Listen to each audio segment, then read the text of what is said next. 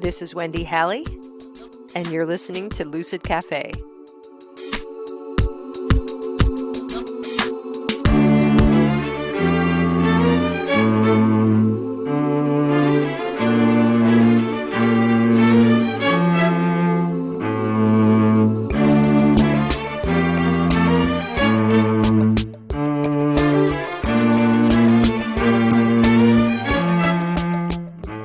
Welcome to episode 13. I have a couple of announcements before we get to today's guest. Wanted to let you know that I spoke with Mother Nature, and she's decided that summer will begin in mid-July and last only 2 weeks this year. It seems that we here in Vermont have slipped into Westeros and are caught in the Game of Thrones world where winter lasts for decades. Except, thankfully, we have podcasts and the gang at Winterfell doesn't. So there's that. Speaking of which, someone recently told me that I should use my podcast to promote stuff, specifically my stuff. I said to this person, "Now that's just crazy talk." Those of you who know me know I'm an excellent self-promoter. And those people also know that I'm a smartass, and that the last statement is an example of me being a smartass. So I said to this person, "Do you really think people are interested in hearing me suggest, for example, that they should check out the audiobook version of my book, Slaying the Mouse? I don't know if they'd be interested. I mean, if you're the kind of person who'd be interested in hearing yours truly narrate the true story of a smartass shamanic practitioner, that would be me, recount the experience of her 9-month Dreamtime connection with Jason, a 19-year-old man who mysteriously slips into a deep coma, and how you get this intimate view into what this place between life and death is like, and how, with the help of a cast of powerful otherworldly characters, Jason begins to make sense of his experience and heal, well then yes, maybe it would make sense to do an ad. And if I were to do an ad, I'd have to tell you that Slaying the Mouse, a true story of healing in the spiritual realms, is available pretty much anywhere you get audiobooks, on Audible, iTunes, and Google Play. So the question remains, to do an ad or not to do an ad? I just don't know. On with the show. My guest, Lori Morrison, referred to herself in our conversation as a normal human being, until she found herself suddenly immersed in the non-ordinary world of the shaman about 8 years ago, communicating with Mayan spirits. She captured her amazing experience in her memoir, The Disintegration of My Ordinary Reality. Lori gives us a taste of these experiences at the end of our conversation, but first we talk about Lori's new book, The Shaman's Guide to Power Animals. It's a beautiful book that gives readers easy access to working with a whole host of animal spirits for support and guidance. Lori Morrison is a best-selling author, inspirationalist, and mystic. She is part of a rare breed of lightning shamans who've received a spontaneous awakening of shamanic knowledge. Lori first journeyed into the shamanic underworld in 2010, where she found the spiritual realm of power animals. Her teachers were Mayan ancestors who took her through a 2-year initiation with the spirits of 4 jaguar. Her later intimate connection with the spirit of a lion, given to her by a Haitian shaman, has been an extraordinary experience and has greatly enhanced her healing powers. By merging and forming a sacred relationship with animal spirits, she's able to support her clients with insight and change through her cutting-edge shamanic counseling practice in Sedona, Arizona, where she resides. Just want to give you a heads up, the audio on Lori's end is a bit muddy. I'm in the process of transitioning to a different long-distance podcast recording platform. Just want to let you know that I'm aware of the issue.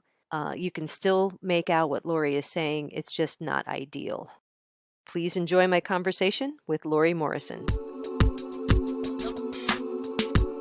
Thank you for coming on the podcast.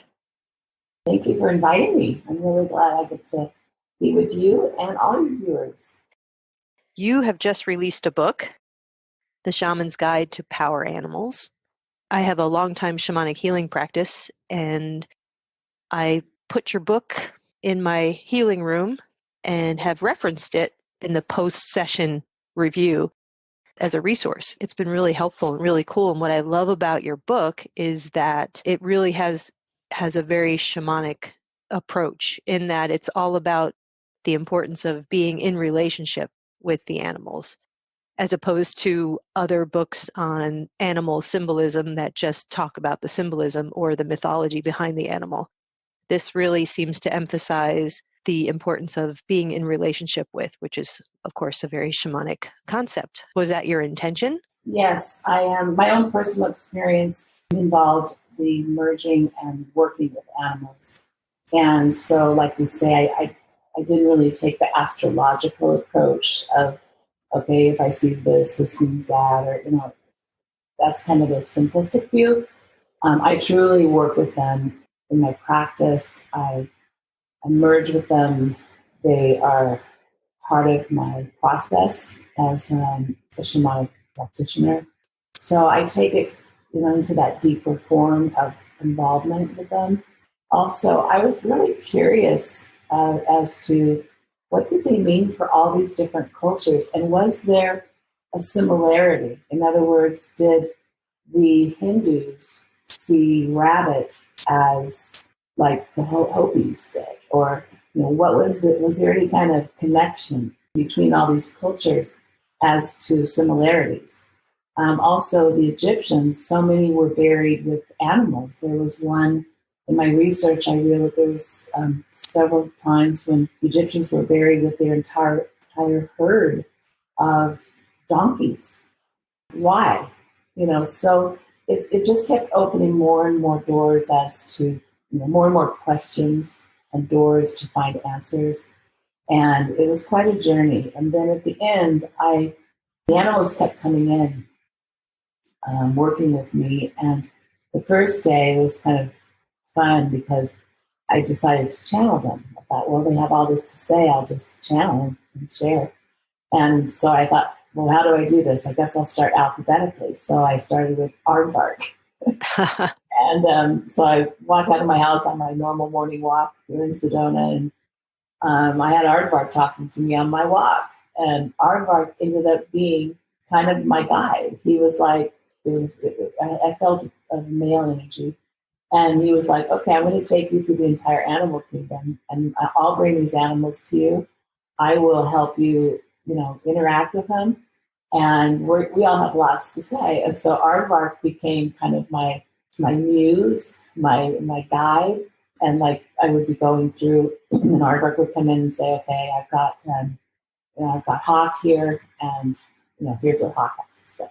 So he was kind of my muse, my and very much involved in the process and very excited about the process, mostly because this information we could share with humanity, and it's kind of gave them a voice from their spiritual perspective. So what prompted you to even start this process? Well, my agent in New York, he's very clever, very successful author, New York Times bestselling author. He wrote the Book of Birthdays, which is probably the most best-selling book in the New Age community. And he asked me one time, he said, what is this power animal thing? And my first book is called The Disintegration of My Ordinary Reality, which was my memoir. And on the cover, he helped me design the cover as a picture of the eye of a jaguar, because the process involved 4 jaguars. So he became very curious about it. And then one day he said, well, what's my power animal? What's all this about? So I explained it to him, and he got really enthused about the whole process. He received his power animal. He was just delighted. It was so perfectly for him. And he realized, wow, there's something so exciting and fun about this, that the people, if they just had the opportunity to kind of tap into this practice, that they could really enhance their lives by bringing these animals in. So he encouraged me to write the book. And I didn't really know where it was going in the beginning. I thought, well, okay, I'm going to write a book about power animals. I'm just going to tell people about them. But then when the aardvark showed up, it just changed kind of the path. And then I realized that it was just going to be going through animal by animal and researching, and then also channeling it. And that's the difference, I think, that brings that richness to the book, because there's the true channeled messages from the animals in that. And that's sometimes was very surprising. Yeah. So what would you say was there anything that was incredibly surprising to you in this process? What you learned from an animal that stands out in your mind? Well, overall, what really impressed me was the amount of years they've been here. Millions and millions of years these species have been on Earth. And so that was my first kind of eye opener to say, wow, our existence is so small on this planet. There's just so much knowledge, because this ancestral knowledge that comes down, generation after generation through the animal kingdom. I mean, hello, we can't even compare our knowledge of the earth, and especially just the evolution of the earth. There's no way we can even compare our knowledge to theirs. So that was one big shocking thing, I guess, because I was like, I'm talking to beings that they get it. They've been through the transitions of our planet. They see the world through such a different lens than we do.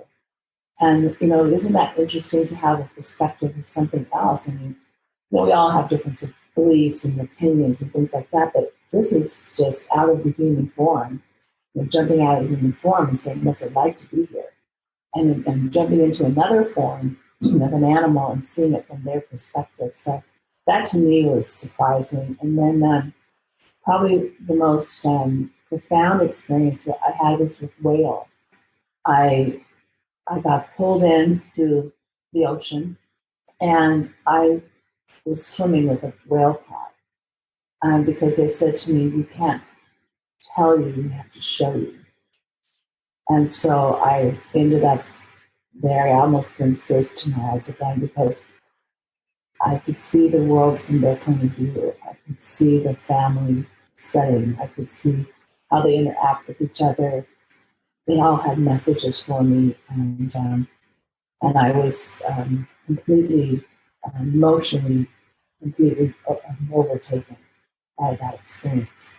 It was very hard to write about, because I saw the ocean through their eyes, what we've been doing to our planet, and it was very startling. It was very, I was very overwhelmed by it. So that was a really extraordinary experience. I also was kind of was like, can I do this?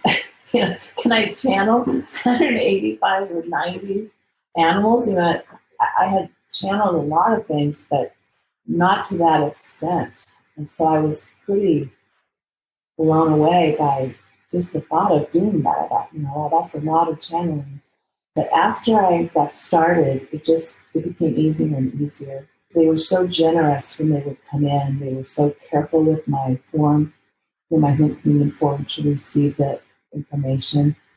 There was just a gentleness and a supportive environment from all of them that came in, and also just the gratitude, really, that someone would actually stop their life and dedicate so much time to bringing this through, all these messages through.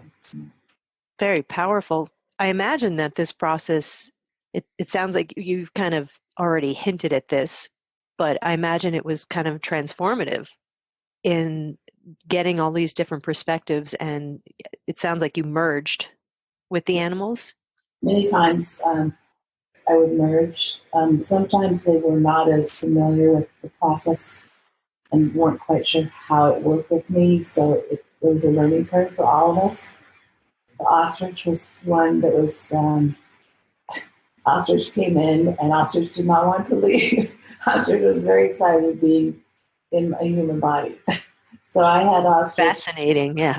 around with me for about 2 or 3 days. And I was trying to ask ostrich that I got it, you can move on.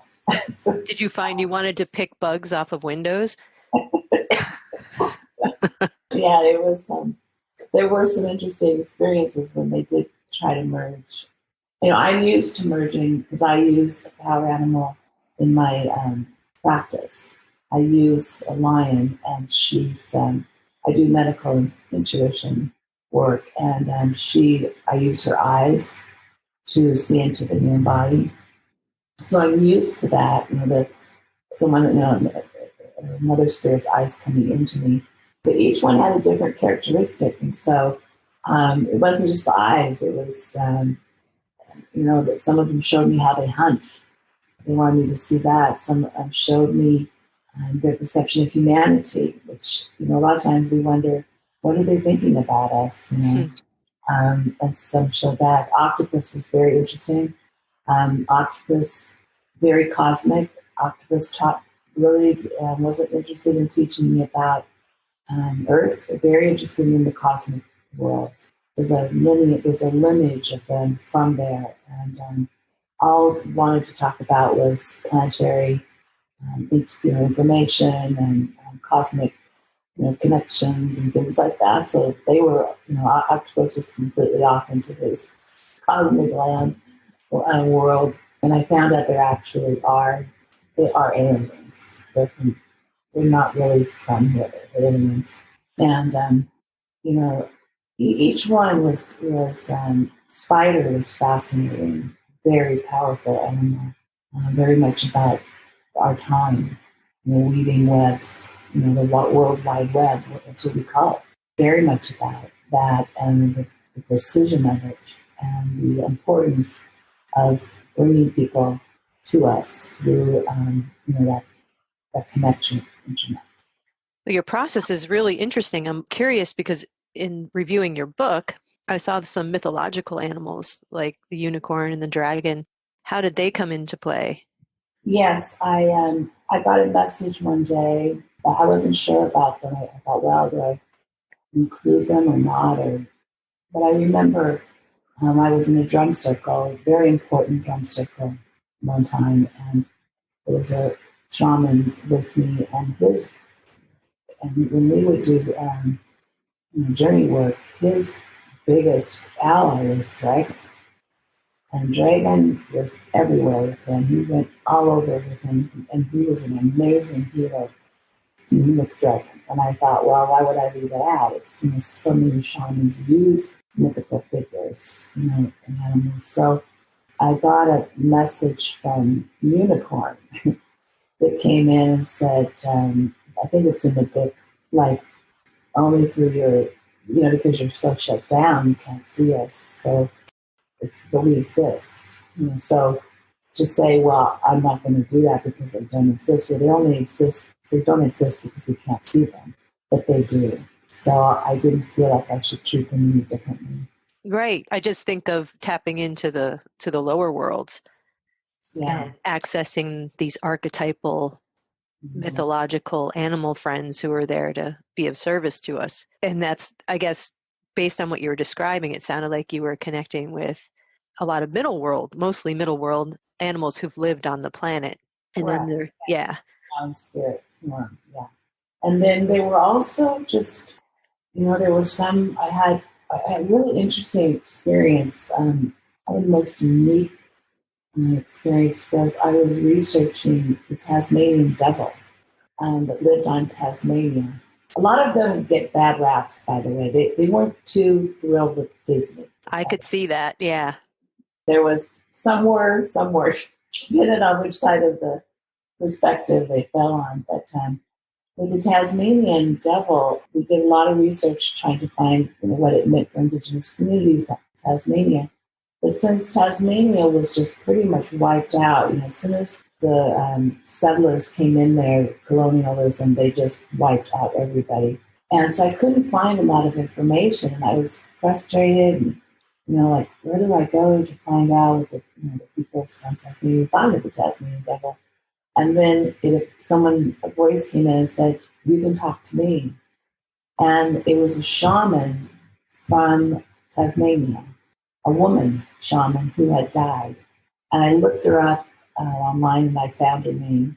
And she said, "I'll tell you all about the Tasmanian devil." So It was very interesting because that particular animal in the book is a channeling of a channeling. Yeah, I channeled her, and then she told me what they felt.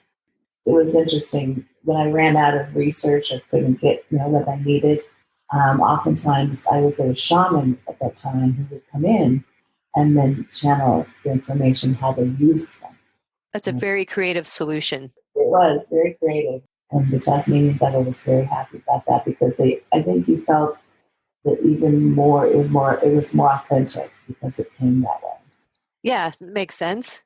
I was just thinking about animals that get a bad rap, like if the snake shows up in a healing session, Mhm. people can feel a little repulsed or fearful when the snake shows up, and trying to educate folks around the gifts that each animal brings. And that I don't know how you look at this, but when I'm working with folks and an animal that shows up that they have no connection with whatsoever, they've never felt a connection with that animal, my take is usually that, well, that animal's wanting to bring you into new territory in your growth.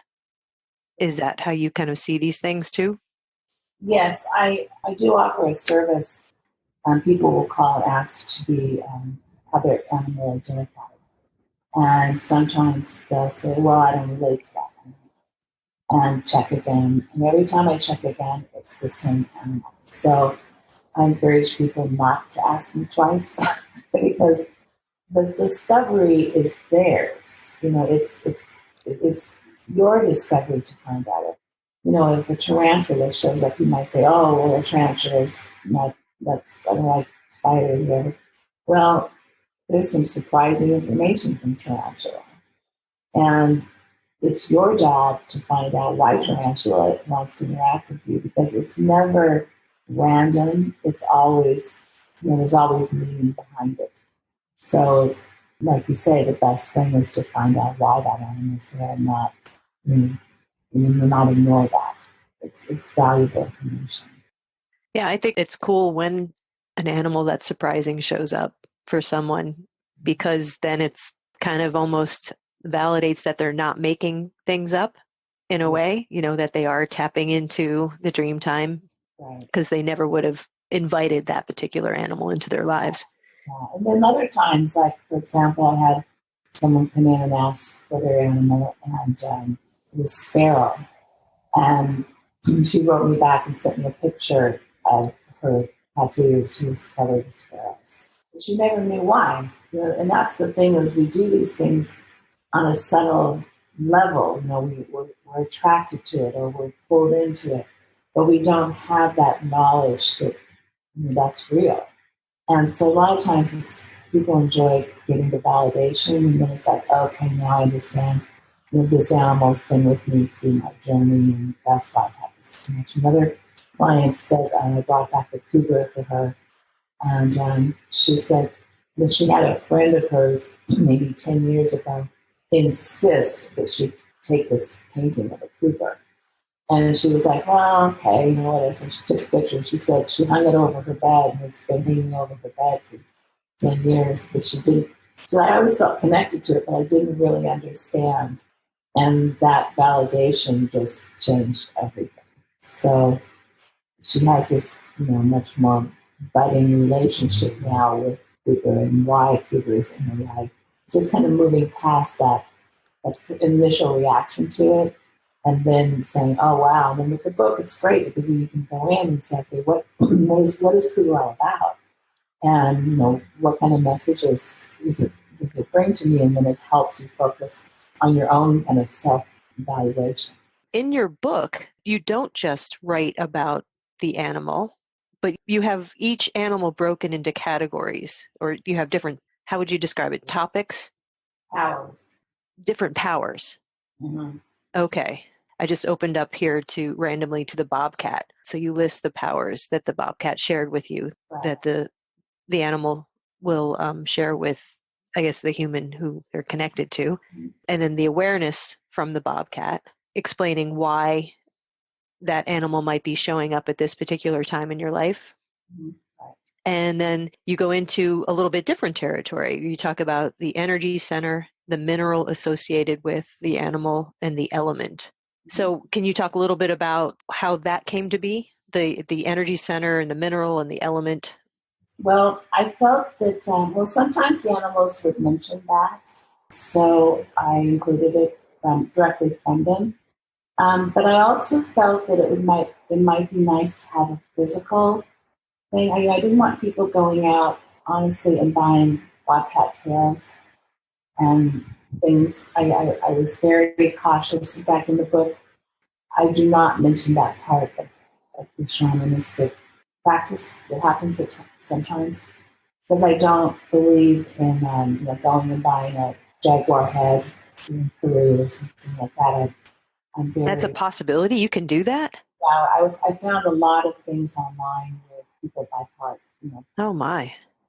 And so my book, I did not want to have any of that encouraged as a shamanic practice. I didn't want everyone who's a shaman in the United States saying, "Oh, let me go buy rabbit foot," or things like that, because I didn't do it. So I thought it would be nice if I could have something that would be on the same frequency as that animal, that the people could use as a token to their animal, or they could use it on an altar if they're building an altar towards their power animal, without going and buying a body part.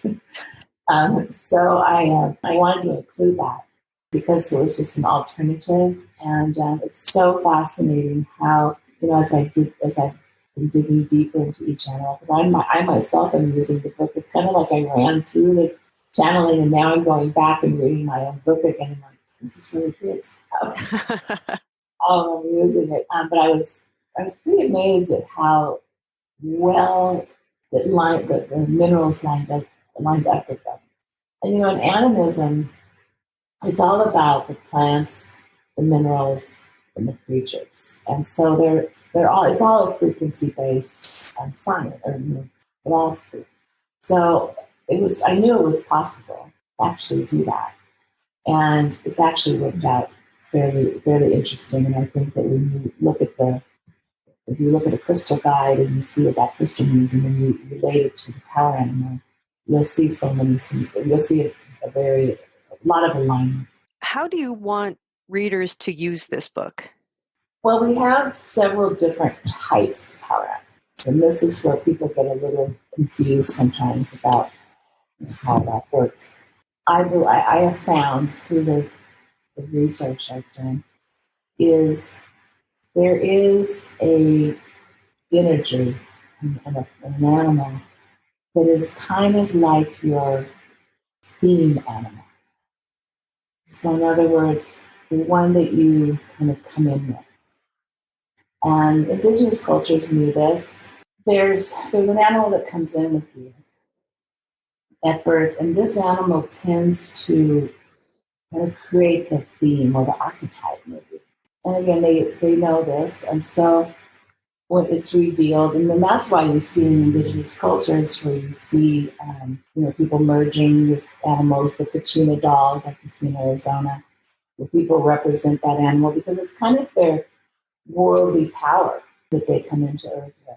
So there's kind of that theme animal, and then there's when animals present themselves to you. And that's another time to say, okay, maybe I need to pay attention to what that means. So you can use the book for that moment when an animal comes. I got to have a person yesterday, I presented her with a power animal, and it was a tortoise. And she sent me immediately a video, and she said, "Lori, this is my picture of this tortoise that came by my house I took yesterday before you gave me my power animal." So she was like, it means I need to slow down. I need to chill. I'm just going way too fast. And so, those little messages can come in that way. Also, there are, times where you may just, find yourself in a difficult situation. Like, for example, I tell my story about how I use the mouse to find a house. Because it's hard to find home rentals sometimes. And so I was looking for a place, and I thought, well, okay, I'll just grab mouse and, we'll go out. And sure enough, I found a house like that, the perfect place. So I use their powers when I need something. So going to the book and finding what powers in the back, you can check the different powers. You can say, well, I might need this work. I need to have some endurance. Going on a long trip might be nice to have albatross along. It might be I'm living alone. I need to. I'm struggling with being alone, and leopard is a very solitary creature. So maybe it's time to call in leopard and ask, how can this be? How can I enhance my life with that? So you can use it in those ways. I think it's just also an interesting concept because we talk in the spiritual community about calling in our guides or our spirits, but this is kind of like having a whole animal kingdom available to you beyond just your own guides and spirits, where you can use their powers. It's not just the power of that one particular spirit that you work with. I have found many times in difficult situations where I won't be using my guides. I'll call in some of the powers of animals in the book. So, and then a lot of people really like also the shaman's intention, and that's kind of shamans work with intention. It's so important on the field when you're working, and a lot of times kind of helpful to know, what intention could I place with on the field with this animal, and so that information in the book has been very helpful as well. Associated with each animal, you have the shaman's intention. With it, the shaman, can go on a journey with these power animals. That's a lot of times how I do a lot of divination work. Is I choose the animal I think would be most helpful to journey with, and then place that intention in the field and go out and have that animal work with me to seek the information that I'm looking for. So that information is also for each animal. In other words, what would be a good intention to place with that animal to go out on the field as you are journeying. How do you suggest folks connect with power animals, especially folks who may be new to shamanism or never explored shamanism, and they are curious and they would love to have an animal spirit, a connection with one? Well, what I did is I'm working with about 2 years ago, I started working with a very sophisticated space program. It's based on scalar energy. It's kind of like the Tesla of energy determination on the field. And it was designed by some Europeans. And when I started to use it, I realized, wow, I could actually create a footprint of someone based on their birth date, birthplace, and their name, the name that they most familiarize themselves with. And I could create this holographic field or position of that person on the field at the time they were born. And then what I did is I took all the animals that I had, and I have their frequencies as well, and I ran those frequencies at that moment against that person's hologram.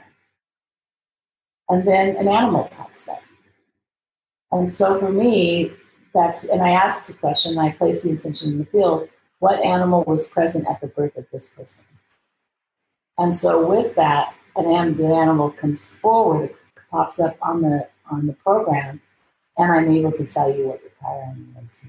It's a computer program? It's a computer program, but it works on scalar energy. So I've designed the program. It's not available. Okay. No, you lost me there for a second. Now I think I'm following you. Yeah, I use it as like an extra tool. So in other words, I use my own intention. I use my own feeling. I can see the animal. But then what I'll do to make it quicker, because otherwise, as a shamanic practitioner, that could take me half an hour, to go and really determine that. I have to take the journey into the underworld, find the animal, So with this, I can do it very quickly and bring it up so it doesn't cost, $200 session with me to figure that out and do the ceremonial retrieval. So with this, I'm able to say, okay, this is the animal. This is the energy of this animal is present with your energy in that place on that day that you were when born. you were born. Wow. Okay. So this is something people can connect with you and do. Yeah, you can go online. You just sign up. You can get that with the book. So you can buy the book and get the power animal with the book. It's the one. I just do the one at your birth. So it's not going to be maybe the animal you're working with now, or the animal you saw yesterday. It's kind of the theme animal. In other words, that animal that's kind of your guide. It's kind of like how the aardvark came into my life and then guided me through the process. It's kind of the role. They take that role, the ones that are born with that. That's very cool. And you're saying that with the purchase of the book, that people can access this information. Well, if you buy the book on my website, we're setting it up right now where we're going to bundle the book with the program, so it should be up pretty soon. But right now, you can buy the book and then also buy Power Animal Report. So you can get both. But we're going to put a bundle together too. So you can do it now if you want, or you can just go on and find out what your power animal is. Nice. But it's kind of nice, and then you'll get that page that's in the book with the power animal report. But if you want the whole book, you'd have to buy the book and then do the I gotcha now. Okay. So that's one way to find out what you were calling your theme power animal, the one you're born with.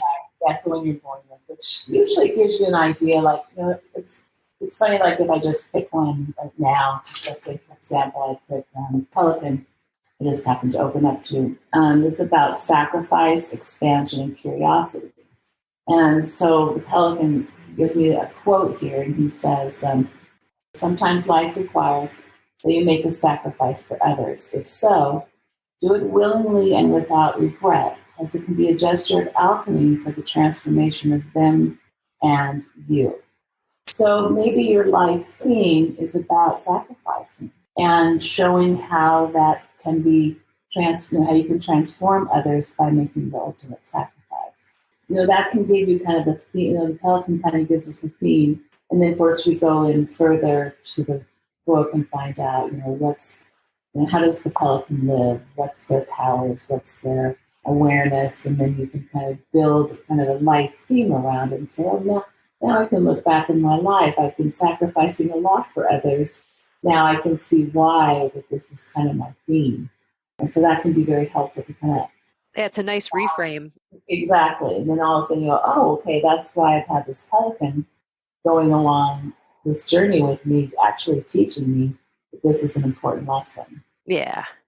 So do you recommend that folks, so let's say they find out their theme animal, but they are maybe struggling at this particular time in life. Do you recommend using this book in a divination sort of way, just like flipping open randomly to a page and seeing if that animal could be a helpful animal given what they're going through? Do you suggest that?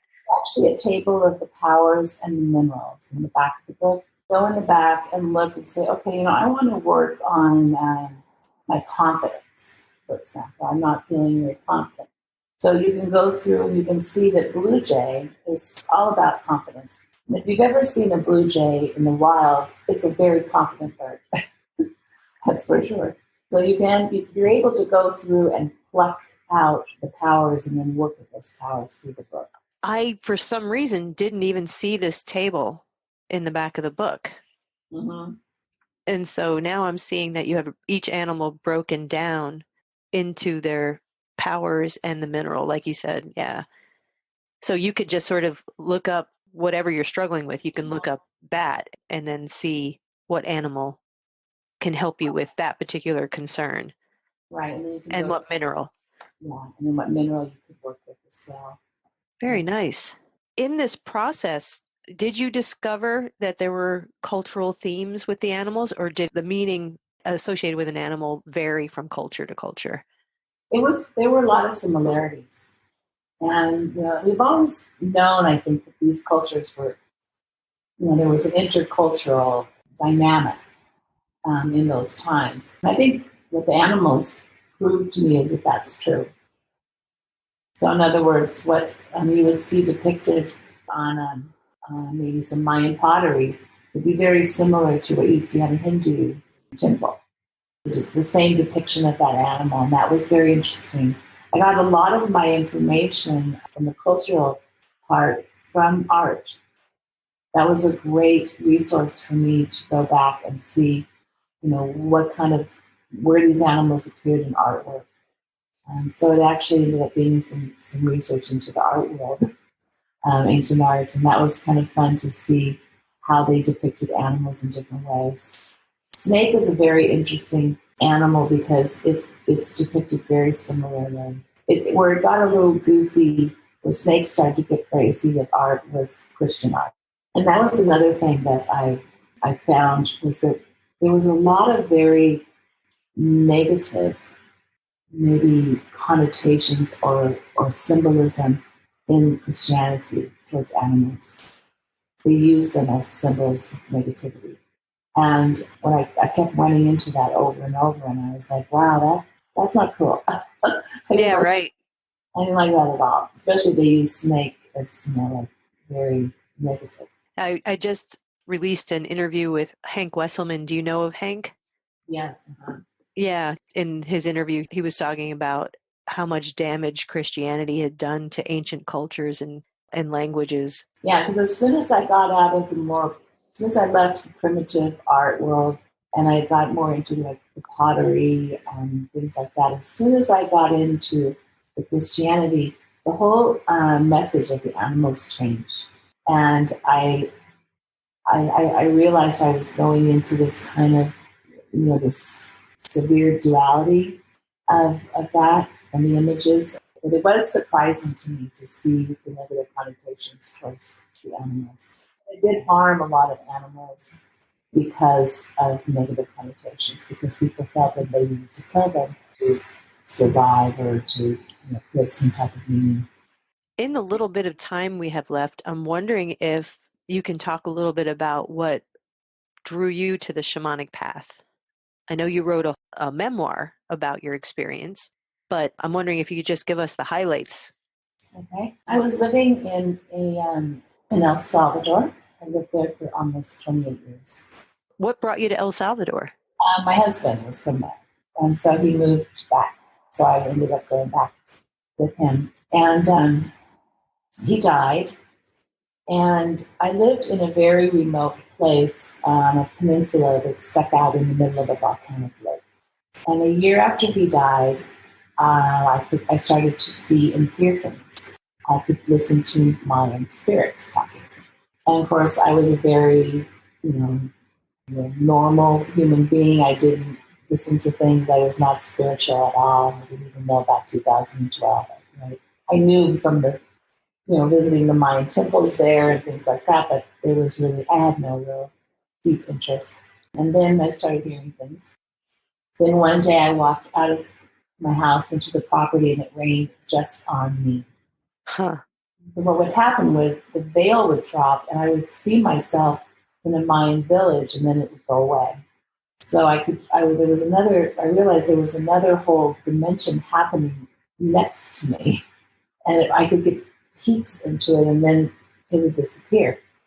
And so that was pretty crazy. And then I would hear drumming. I would see smoke coming up, but then no one else could see it. Or my granddaughter, who's very psychic, she could hear the drumming, and she was there. I went out all over the lake that I lived on trying to see who was drumming. I couldn't find anybody. Huh. I realized it was just me.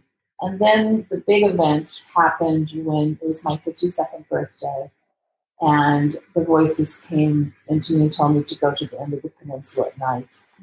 I went there, and at that moment, I was circled by probably, if I had to count them, maybe 12 or 13 Mayan spirits. I could see them perfectly. There was a fire, but there was not a fire. And they told me that night would be the beginning of my initiation. And so I laid down, as they told me, and a light beam flashed. And I was gone for 3 hours. I was unconscious. When I came back, I was paralyzed. And so it took me like an hour or so to get my feeling back. And at that moment, all I could see was sacred geometry. And then I could speak fluent Mayan. I was speaking a language to my staff there at the house that they didn't understand, and they're from El Salvador, and indigenous backgrounds. They didn't know what I was saying. But then I learned later that it was Mayan, a form of ancient Mayan. And there were four jaguars sitting there.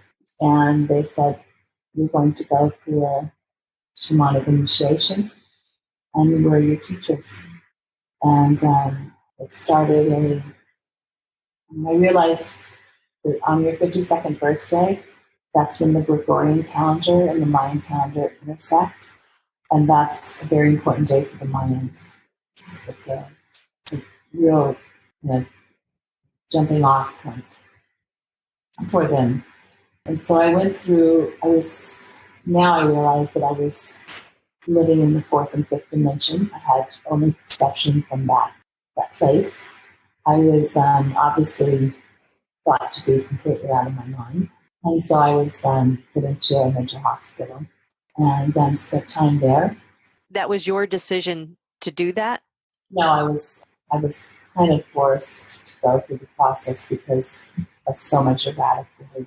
And I had no real template to figure out why I could say these things. I bet, yeah. And then it ended up, after I finally got out of the mainstream mental health community, I went to Colombia and I was told about a group of shamanic practitioners there, so I worked with them and they put me back together. I was the worst case they'd ever seen Of complete fragmentation. oh, They said that most people, like 99% of the people, are like me and them because you cannot get back to the third dimension. So I was stuck in the fourth and fifth, unable to really get it. And so, because my perception was so different, I couldn't get back to just, like, for example, if I wanted to drive my car, I might be in a complete scene in a whole different place where I was driving my car. So there's no, I can't remember how to go from A to Z because maybe I'm in Egypt or I'm somewhere else. And so the interdimensions were coming in. There was no way for me to see, where do I go? And then I could see spirits. And I couldn't tell if they were alive or dead. They were so real. So I would be talking to people that I could see perfectly, but then they didn't, no one else could see them. And so I never knew what dimensional space I was in. I would have to go into my kitchen, I'd wave my hands at the staff to see if they could see me, because I didn't know, what dimension I was on at a given time. And then there was a couple times where I had 7 out-of-body experiences. And so the people would find my body and think I was dead or unresponsive, and then I'd get hauled into the ER. And then I'd pop back in. So it was a mess. intense. Holy shit. Yeah, it was a mess. So how long did it take you to kind of feel like you could manage? Well, the trip to Colombia was kind of pivotal because they knew what was going on with me. And they knew Good news, right? they were very relieved that I had found them, because the problem with it was that since you're so interdimensional, you don't fear death because you're still alive in that other dimension. So it's very easy to kill yourself or do something that would kill you, because you don't know if you're alive or dead anyway. There's that whole perspective of life and death goes away. So that's why it's so dangerous for people. But I was very lucky. I got to them. And I also had a woman, a psychic medium, but she's also extremely capable in shamanic work. And she kind of took over the reins of what was happening. And then a shaman from third generation shaman from Haiti also kind of came in. And these two women saved my life. Wow. And how long ago was all of this? It happened 8 years ago. Oh, so it hasn't been that long. That's when your husband died? Was like, Yes, my husband died, and then that triggered, all of these very strange. yeah, I was going to ask if you felt like the trauma around that Yeah, I think kind that of, was part of it. And then there was also a karmic, like a karmic obligation that I had. They had, I think, woken me up spiritually because I had to do the job. And it was the whole memoir. I don't want to give it away, but the whole memoir is how they completely destroyed me and then rebuilt me into this new me. But then I had a karmic commitment that I had made. On the other side of that. And I didn't know about it until this started. And then the whole process, these women helped me find out what it was that they wanted. And so they took me through the process of trying to get to that place. And it all accumulated on December 21st, 2012. Oh, really? Mm-hmm. So, wow. Well, that's quite a story. Yeah. Holy shit. But also it's a great tease for your book, your memoir. Memoir has done very well. Memoirs are very hard to sell because Yeah, they are. I remember I was with a group with Carolyn Mace, and Carolyn was talking to authors, and she said, "Okay, who's going to write about divorce?" And all these hands went up, and who's going to write about somebody dying? Who's going to, all these different things? And of course, all these people were raising their hands. And so she says, if you're going to do any of those things, there's millions of books and millions of people who've gone through these experiences. You have to really have a unique experience if it's a memoir. Otherwise, whatever. So my hand was still up at the end. And she said, what are you going to write about? I said, getting hit by a beam of light in the middle of a volcanic lake in El Salvador and getting propelled into the fourth and fifth dimension and living in mental hospitals and trying to get back to the third dimension. It's like, okay, that. She said. And I thought, well, that's probably a good sign that maybe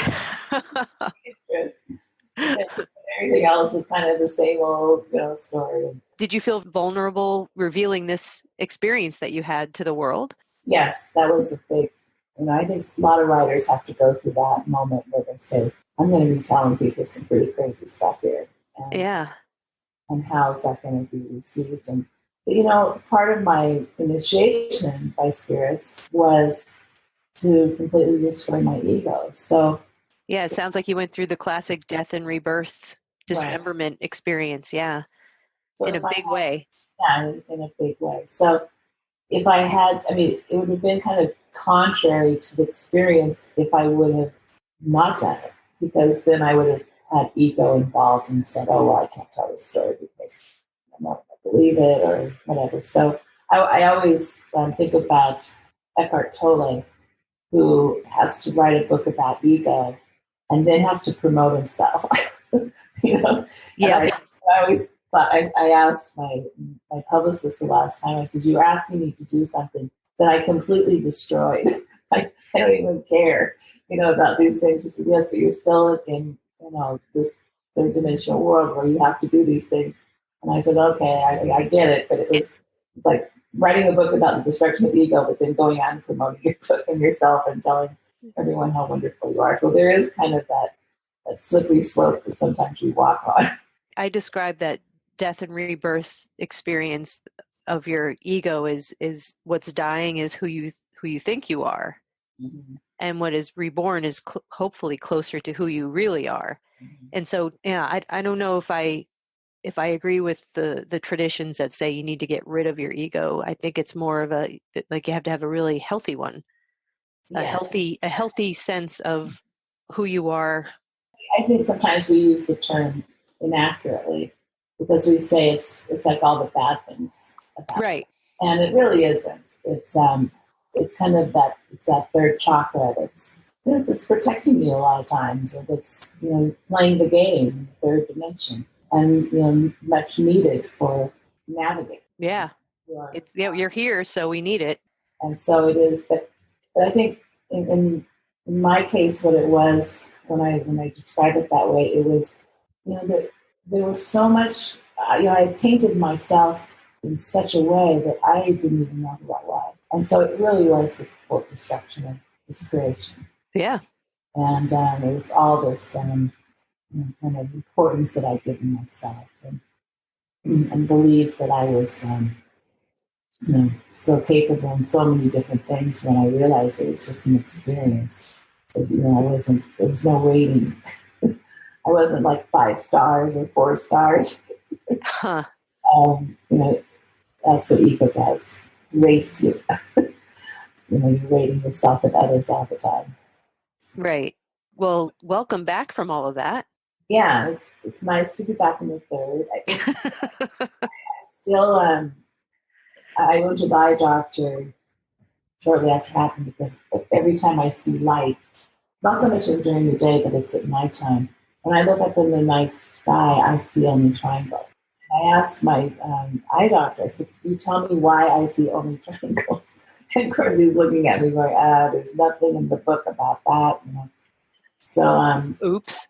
I said, okay, if you don't, I thought, well, at least I got to get rid of the medical explanation for it, but there wasn't one. So then I knew I was on solid spiritual ground. But that's kind of what I have left from it, is that I do, like street lights and things like that, I will see as everything's still triangles. And it's kind of nice. It's very soft now. It's very, it feels good. It's that memory of that place, It's a gentle reminder. of where I was and how I existed. Yeah. And now it's a remembering, although there was a lot of trauma around it. Clearly, yeah. There were some beautiful moments, and moments with animals. There's a lot of things that the spirits taught me how to bring animals to me, and I had cause and effect things where I would place intention in the field. And for example, they said there's a white eagle or egret on the other side of the lake. Bring it to you. And I thought, wow, me, I can do that. And this was in the physical form, and they said, yes, you can do that because you're in the fourth. You can manipulate energy. You can do this. So I would be bringing this bird across the lake, and landed right in front of me. And then I had a situation where I was with the 2 shamans here in Sedona, sitting on the creek, and they started using tuning forks and doing all this, and brought me a hawk that landed literally almost on my shoulder. And Wow.